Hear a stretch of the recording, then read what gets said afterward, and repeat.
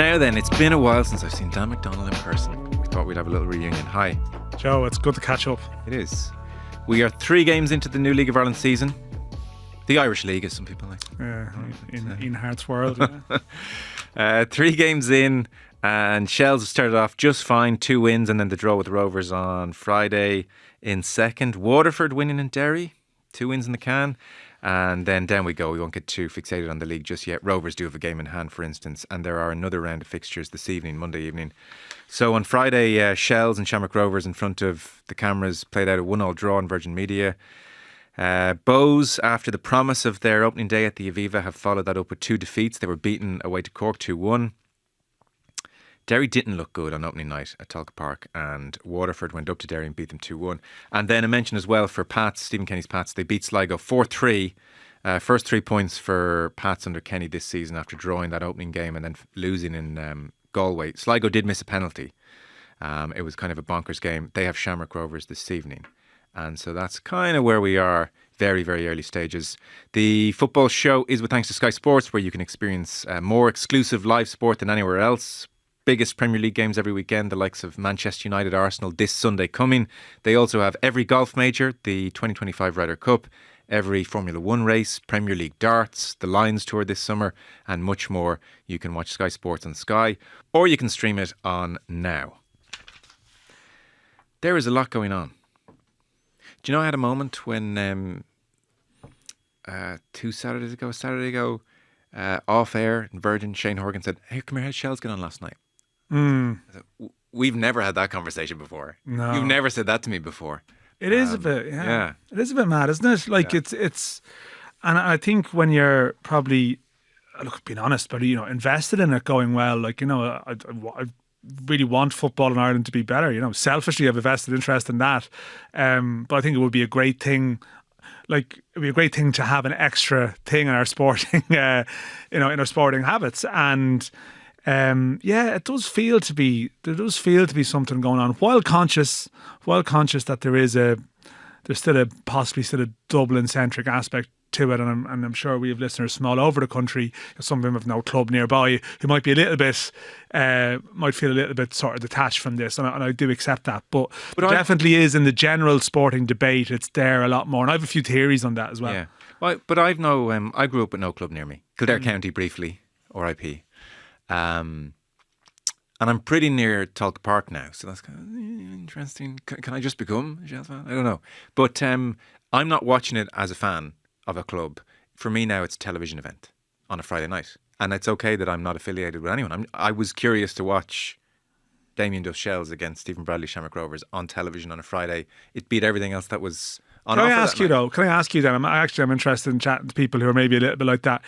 How much of a role have, say, Duff and Bradley quotes played in your interest levels over a period of time? A bit of a gateway drug. I think they have been. I think that's.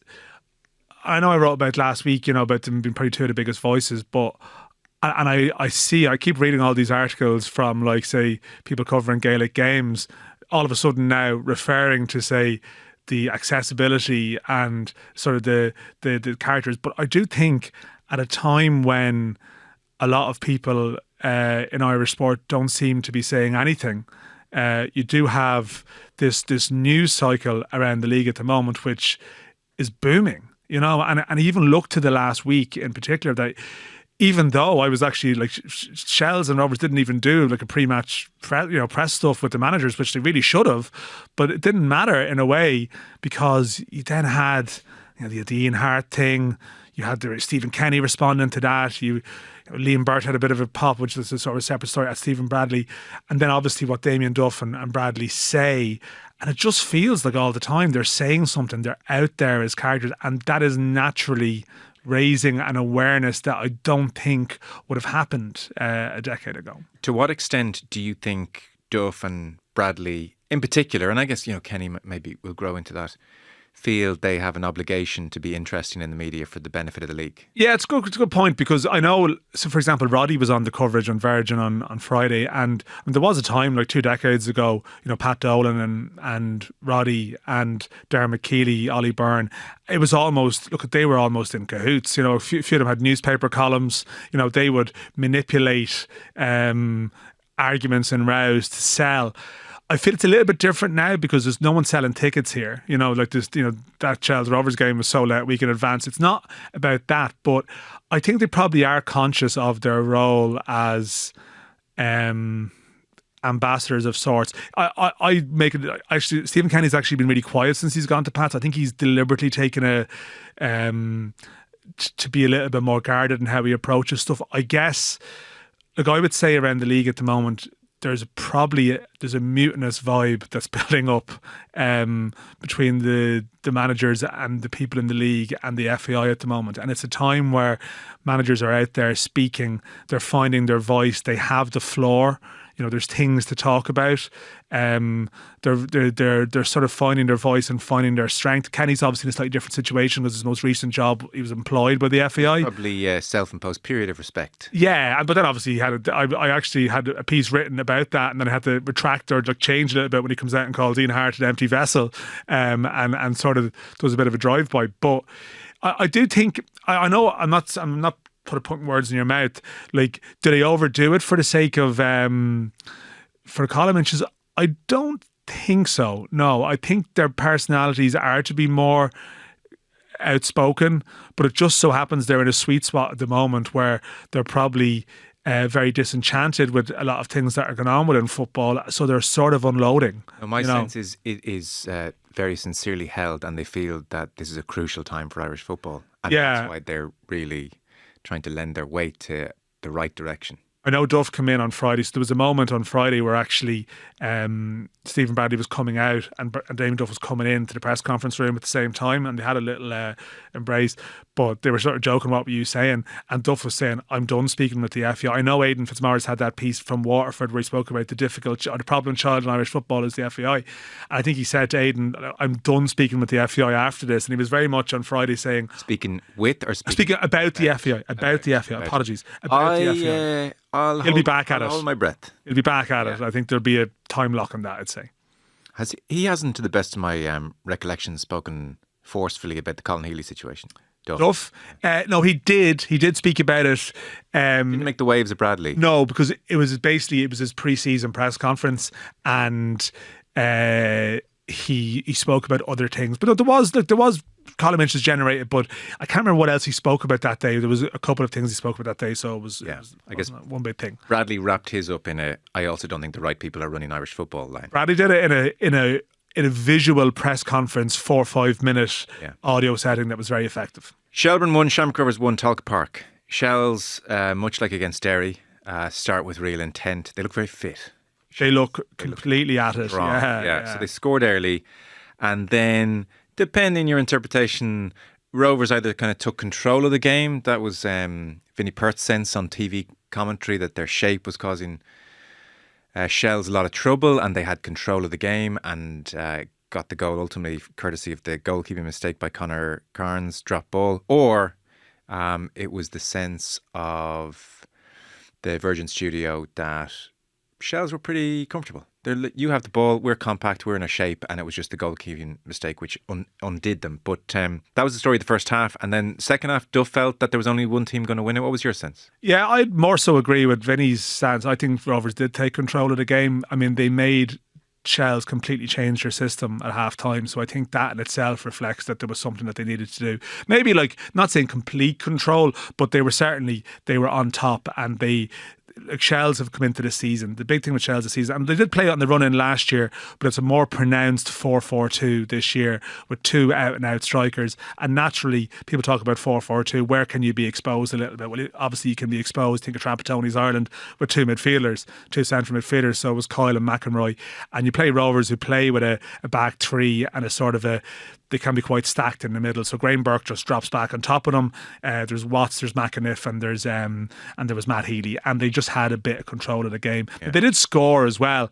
Maybe if they didn't score in that period, which was a bit of a present, they could have got frustrated. But that equaliser gave them a foothold, and Duff had to change at half time to match it. He went to a back three effectively, moved Harry Wood into the middle, and Shells were the better side from that point onwards. And they're definitely you mentioned it, sort of they're physically better at the moment. It's the first time I've watched Shells and Shamrock Rovers play where you look at the two benches and you go, Shells have better options here. I'll come to that in Rovers in a second.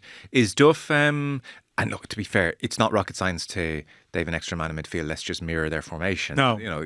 But is Duff emerging as a sophisticated in-game manager, able to change things around and turn the game in his side's favour? Well, you see, he's always done it. And like at times in his first and second year, I can think of a couple of games, I think it was the second season, where he would always be an exponent of of changing the system within a game. I think a couple of games, one game home to Bows in particular, they were in front and he came on, he changed the shape and they conceded an equaliser. I remember asking him afterwards about it, and he was sort of talking, well, players just need to be adaptable. And he was buzzing on Friday about how they adapted at half time, and he thinks that they should be able to adapt. And I think it's maybe more the game intelligence of his players is now there to respond to that change. But he has always been doing it. Okay. He's always been rotating his formations. Yeah. You mentioned Coyle and McEnroy, very distinctive, obviously, in midfield. Harsley and Gravison sort of lookalike vibes. Yeah. But again, like strong spine, good in defence. And then they're interesting this year with Boyd and Meepo.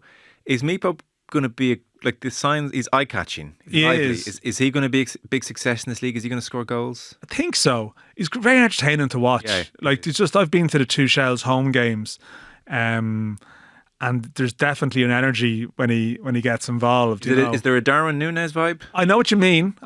There's that element of chaos that's there, and I mean certainly the first game he should have scored. Now, ironically, then he went and he got the winner in Waterford, but then back in Talca again, he was back to his same struggle, but that end of the pitch in Talca. I mean, he had a good chance in the second half, but I mean, Meepo's someone who, again, people talk about the differences between Ireland and say the highest level in the UK, and I know the Shells and Luke Byrne spoke with Gavin Cooney about recently, did a good piece about how they studied themselves in Europe last year.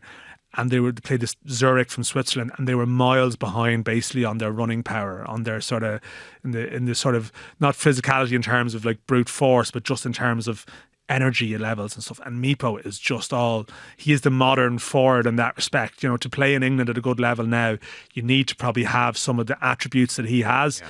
It's just the finesse, I suppose, and the confidence. And I think for him, it's very hard sometimes. He was bouncing around clubs a little bit, and he'll probably get like the chance to play 20, 30 games here. You wouldn't maybe get that in some of the places he's been. And I'm fascinated to see how he develops, because he just looks like he could potentially be very good. Yeah. But there's obviously a bit of a glitch there at the moment in terms of just the execution of things. But like he's played very few senior football games, and you still have to be conscious of that. Yeah, it's going to be fun. Pitch on TV looked really bad. I thought it was a great contest. It was live. You said it took away my enjoyment of the game. Yeah, I found it frustrating. I thought it was brilliantly competitive game, lively. This is not a patronising comment. There's something refreshing about the style of football when you're watching Premier League week in, week out. It's more alive. There's a little bit less control. But I think as it went on, I found the pitch a little bit frustrating. It just loaded the dice a little bit too much against the creatives, in that they had to take, in a way that they wouldn't usually, conscious care over their first touch. And they also could do less with their first touch. I mean, look at Duff on the sideline. I mean, he was a player with his first touch that could beat someone with his first touch. Yeah. Whereas that wasn't really an option for some of the creatives out there. So you had to take extra care, be a little more conservative in what you were trying to do with your touch. And at that stage, because it was so competitive, you were closed down. Yeah. And it just meant those passages of play that both sides, particularly Rovers, have in them, never really happened. So I wasn't sitting there going, but I was thinking, nah, it was a pity. And the pitch is going to improve across the summer, presumably. You hope so. No, it is interesting, because a couple of people have made similar comments to me. And I think sometimes with the league stuff now, there can be such a contrast between the TV experience and the stadium experience, because I loved the contest. I really enjoyed Friday, but I then watched it back afterwards, and I completely see where you're coming from as well. Whereas sometimes you disagreed on Friday when I texted. Well, I was like, no, I did not. I disagreed. It was just that I was interested by it, because I said that was a really enjoyable game, and maybe it's because at times in the stadium you have the bad touch, and you go, there's a collision coming here, and there's an element of like you're right on top of it where we are in the press box, like we're a different side to the TV angle, and you're in front of the benches, and some of those those collisions, like it's just like, oh God, Brilliant. this is. But I can see what you're saying. Yeah, and listen, that aliveness is great. I suppose an hour in, that pattern of here's another tackle with a first touch, which is tricky, it had lost some of the verve. I was like, okay, this pattern's a bit too entrenched. I take your point, and hopefully Tala is a bit better than it was when it was waterlogged last week. But the TV game this Friday is Rovers and Pats in Tala, which should be a good contest. And you would think on the pitch, then you almost have no excuses when it comes to that, and you hope. But then, like, you see, there is sometimes a joy in watching. You think of the great players and like the past and the pitches they played on.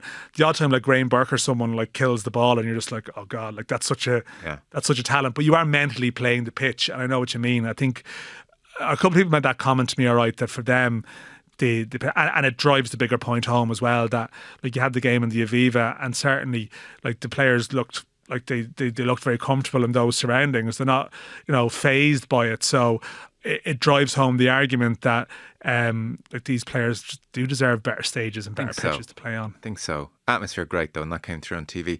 Here is we'll hear from Duff in a moment because he's more involved in this Ian Harte business. Here is Bradley speaking on Virgin Media Television, and it was put to him, hey listen, no bad thing when you come from behind away from home. Yeah, I felt for quite some time now we have our identity back, which is really important for me. First part of the season last year we didn't have that, but I feel we have that. We know the quality is there, and we'll only get better as we go and we get more bodies back. So yeah, really pleased with them. I know you've been focused on tonight's game, but I do have to ask you about Liam Burt's comments today where he questioned the club's treatment of him as a player. We wish him the best. He should be happy. He won a title here at Shells. Wish him the best of luck. We'll circle back to Bert in a moment. Anne-Marie Keegan with the questions there. We have our identity back. Yeah, I'm not sure. What's he what left him last year, and what's he talking about? Well, I think, look, his take on last year is that he threatened across the year to talk about what happened and what went wrong, and he hasn't necessarily fully gone there. But actually, over in Norway, around the Molde game, he just spoke about how they become complacent, how they become sloppy. He referenced maybe certain games where they gave away late goals and they lost a lot of their, I suppose, that efficient personality that that had been there across winning 4 leagues in a row. And so I suppose in the context of Friday, like, is he referring to the fact that in the second half, they did, for all the Chelsea were on top, they did defend quite well. Like it was a good point for them. But I think that's open for debate, certainly. I think that general we're back tone is definitely, for me, up for debate. Yeah. Interesting. Obviously, they could actually, if you were a driving instructor, you could actually loiter outside the Shamrock Rovers training ground because there's just so many first teamers who are in that kind of age bracket at the moment. Are they ravaged by injury here, or have they failed to recruit the way they might like? I think it's a bit of both. I think definitely the recruitment, they've definitely been left 1 or 2 bodies short, and now that they've had to sign a couple of free agents over the weekend. Sean Robertson, who was released by Derry, they've re-signed Sean Kavanagh, who was there. They're sort of padding out their squad a little bit. Now, I know their line would be that they tried to get some targets, they couldn't get them, and let's not sign players for the sake of it. And I do accept that point. But and they did, like Matt Healy, who they've signed, is a really good signing, like sort of taking Noonan away from Pats. That was good. Ed McGinty is a keeper. So they did actually do some good recruitment. But I think the problem is they have some established members of their squad who seem to be injured a lot, unfortunately. Like Jack Byrne, haven't played a lot of football in the last year. Trevor Clark. So on the face of it, they have a strong squad, but actually they very rarely have that squad available all at the one time. Yeah. And I think they did have a feeling that they might get Johnny Kenny back, which was, I was reporting it, and there was definitely a confidence there, which definitely seems to have been misplaced. And they've just entered, like, it's funny, I was in town this morning, and some random, it's happened a couple of times the last couple of weeks, some random Rovers fan comes over going, are we going to sign a striker? Are we signing a striker? And that's what a lot of people are wondering, like, how have you, as a team like who's expecting to win the league, entered the season with a 16-year-old striker who's leading the line, has now started every game. Yeah. He's played a lot of minutes, and they finished the game up with Aaron Green and Rory Gaffney, who are both 35, and that was their strike force 3-4 years ago. Now, I accept that you don't sign someone for the sake of it, but equally, I mean, Yeah. were all the eggs in the Kenny basket that they try. I know Jonathan Afolabi they were looking at, but they've clearly been found wanting in that regard, and it could catch up with them. And this 8 million that they've just netted. They've from the European money.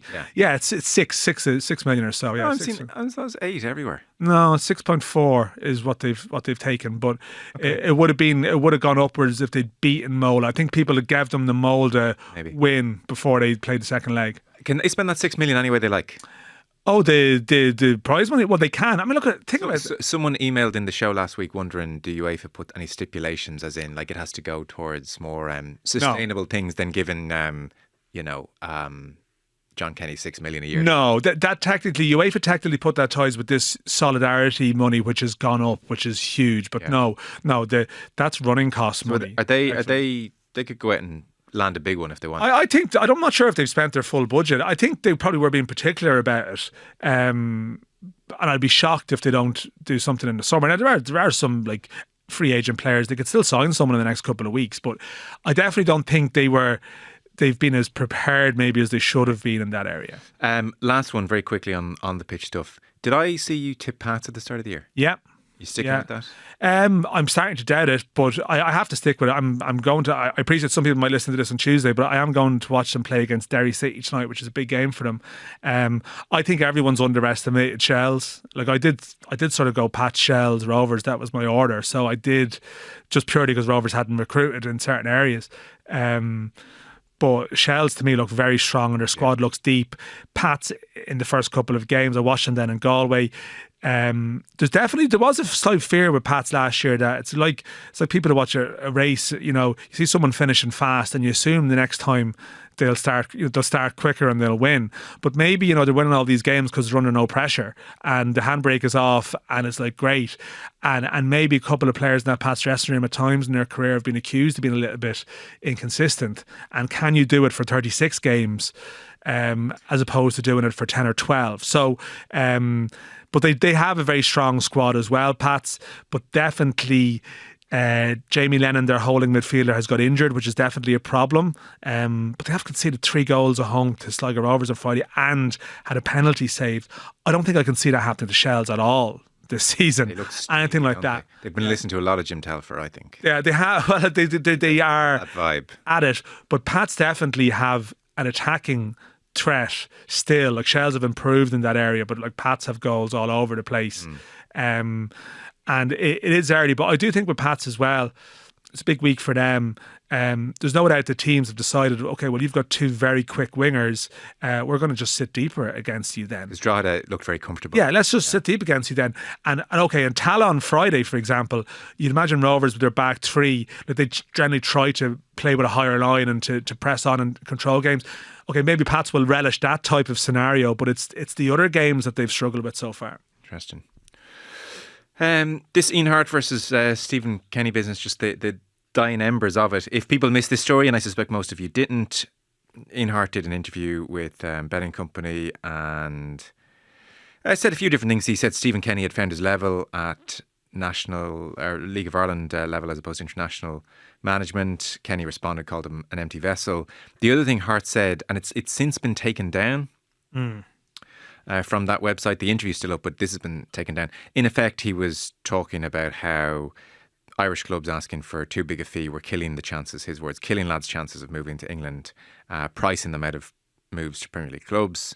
And he said that, it's wrong for Irish football to do that. And so across the board, everybody's hit back at that. Kenny hit back at it. And then it obviously came up with Duff here in his press conference after the game on Friday night. I didn't actually read. Sound like I'm copping out here, but I openly said outside of, Thursday, busy enough anyway, match day -1. If I do get a bit of time, then I'll try to relax because the work is done. I'll talk to you if you want. Well, no, I'd like to read them with my own eyes first. That's if I give myself time. So I wasn't going to waste 10-15 minutes yesterday reading an argument between Stephen Kenny and Ian Harte. I've absolutely better things to be doing. I'm aware of it, but no interest. But I openly said, I think the Nathan outside, it's no dig at Ian Harte. Agents, I wouldn't listen to a word they say. caring for their players, and agents at the end of the day care for the players. They're making money out of the players. If you want to talk about care for players or look at somebody that cares for the players, come and look at me and my staff. We give our players everything. We treat them like our sons. So I'm just going off on a rant about agents now. I've no time for them. There's not many, probably on one hand, that you can trust. And as I openly said outside, it's probably cost me in our next transfer window because nobody will want to do any business with us. But it's something I've been passionate about for day dot. Agents, how much do you care? I die for my players. I ask an agent, would you die for yours? Don't think so. David, you've spoken before about the general issue of release clauses and maybe clubs from England coming to Ireland and valuing players. I think maybe with Ian's comments was he said that Irish clubs are killing lads' chances by looking for fees. Do you think that mindset still exists in England? I think it's just a view of the league. Then I don't think people across the water look at it very fondly. I guess here it's slightly disappointing if Ian has said that. Of course we should demand fees. First and foremost, players in the building here, young players, an Irish player, like our Lumpet, their ambitions are to go to England. So I'm going to coach them, I'm going to improve them and bring them along, and I want them to really, really affect Shells. But I've openly always told our players, I want you to go to England. So even Evan Caffrey, cousin of Gav went away. I wanted Gav to go away. Did we get done a bit on the fee? Possibly, yeah, but that was just the nature of how it all worked out. I want our players to go to England. But myself, the staff, this club, made Gavin Malloy the best defender in the league. Are we going to let him go for free off the back of it? Football's an absolute business. It's a business. I don't get involved in it too much, but it's, for us to not ask for a fee is absolutely ridiculous. So that was Duff, and then Bradley was asked about it. He said sometimes something comes out in the media that doesn't even warrant a response. I don't know what to say to it. It's incredible. Maybe the club should get together and we all agree. I'll speak to Damien, see what we can agree to, maybe to let our players go for free. We'll all agree to that. Try to keep Ian happy. You're wasting your time responding to that, really. And then just a further kind of flying the ointment here for Ian Harte after a bad few days. Mark Tighe had the story in the Sunday Independent. On Ian Harte's LinkedIn profile, he describes himself as a football agent for SMI, the company he works for, and he's regularly quoted in the media as an agent. However, it seems he's not registered with the FAI as one of the 6 agents registered with them. And, you know, various exams and requirements and all sorts of officialdom to be satisfied to call yourself an agent. And after the Sunday Independent emailed Harte and SMI querying his LinkedIn claim to be an agent, 2 references to him being a football agent were deleted from his profile over the weekend. Neither SMI or Harte have responded to questions about his claim to be an agent. That's because that was a troubling few days for him. It's been quite the week for Ian Harte. It's sort of, I don't particularly have a huge amount of sympathy. What happened with him taking down the comments from the betting company? He would know people in the league. Were there phone calls made? My understanding of, and I think it's been mentioned in a couple of places, my understanding of it is that Harte did a piece. I think actually the main body of what he spoke about was Leeds related. It's very much and finally let's talk about Era. Yeah, but in the email that was sent to journalists, it was being sold on that. Like, it's like any interview. Listen, I get it. You do an interview with someone, like, what's the line? Well, actually, the most interesting line is this. So I know people who received the email. The betting company would have sent a different point of emphasis to the Yorkshire journalist. Of course they would have, yeah. And this is the one that got picked up on. And I think Stephen McPhail, obviously Shamrock Rovers sporting director. Yes. Yeah. Former teammate of Ian Harte. I think they spoke. May have been other comments. Was it a frank and honest conversation? I'd imagine it was, yeah. Because Harte was referencing a Rovers player. Justin Ferazai. He's talking absolute rubbish about Justin Ferazai. So he said Ferazai had a move to the Premier League, and because the price was too big, he was priced out of it. Yeah. Like Ferazai ended up going to Serie B when he was after the age of 18. Like, there wasn't clubs looking to take him in England at that stage at a good level. Now, he did have, when he was 17, he played very well in a Conference League game, and there definitely was interest, but look, this idea Stephen Bradley was sort of suitably derisory about it. Okay. There's a real look what Harte said. Okay, like, is he thinking about it in great depth? And probably wasn't. And then there's definitely a backtrack attempt. I think definitely off the back of his phone call with Stephen McPhail, I think stuff was deleted on request from Harte. That's certainly my understanding of it as well. Clear enough understanding of it. So you realise you've made a bit of a mistake. And it's obviously unravelled, and the stuff about not being a registered agent with the FAI or the FA or anywhere.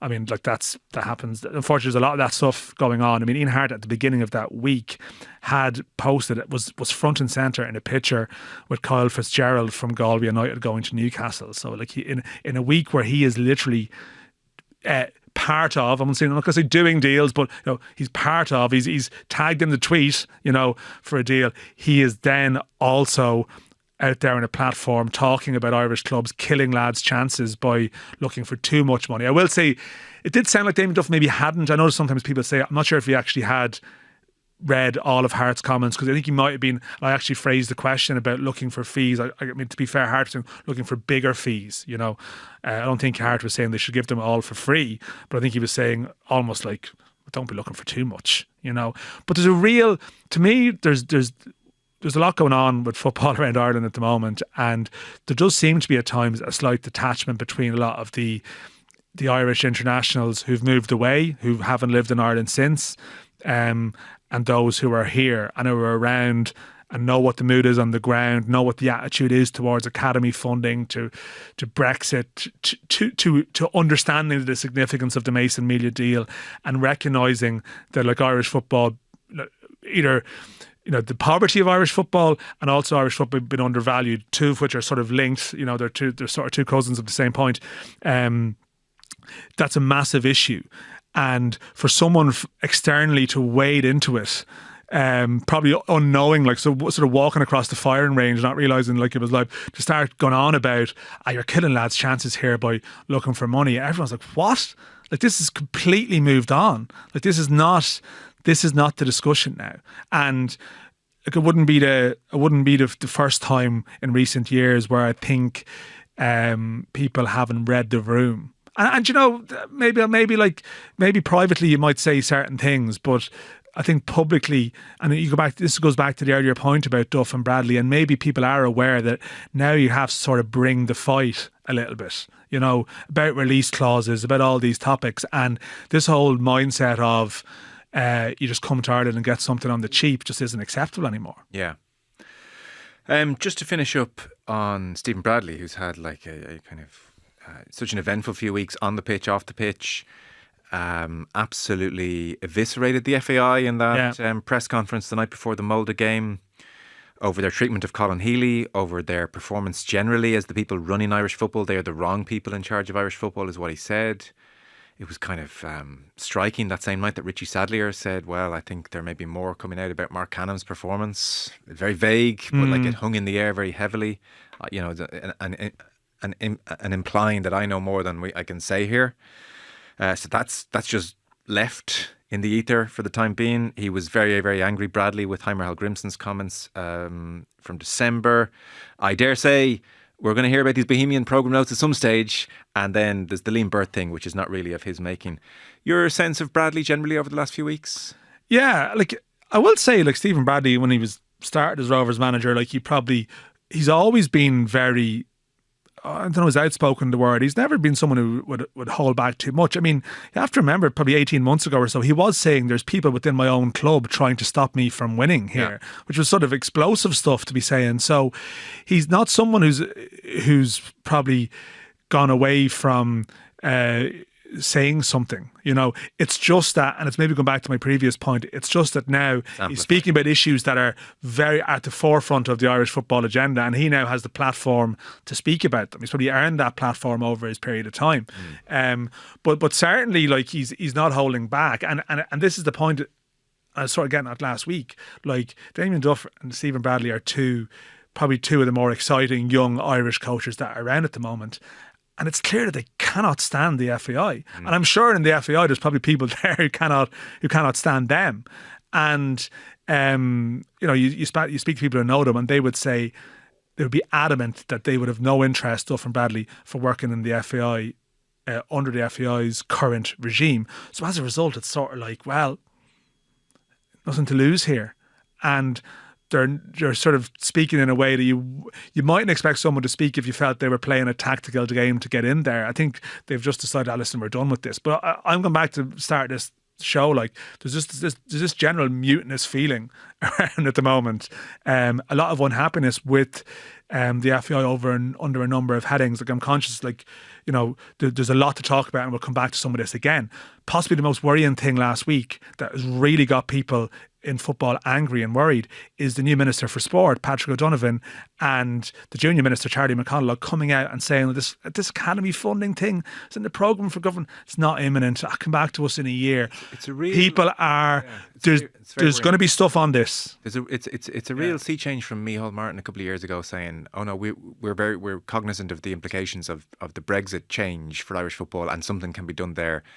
That's several years ago, to now like the boys saying, well, you know, it's not a next year thing anyway. Micheál Martin actually put out a tweet after the Rovers Mola game, just like obviously I'm sure he sat down and typed it out himself. Did he say hopefully a few of the boys will get a move abroad? Yeah, but he got savaged off the back of it. There's a lot of you know, anger out there. I think a big discussion point this year, it's going to get louder, is going to be about a breakaway from the league, from the FA. I think that's going to become a bigger discussion point because I think people are at their wits' end now. Well, they're laying the ground here, both government and FAI.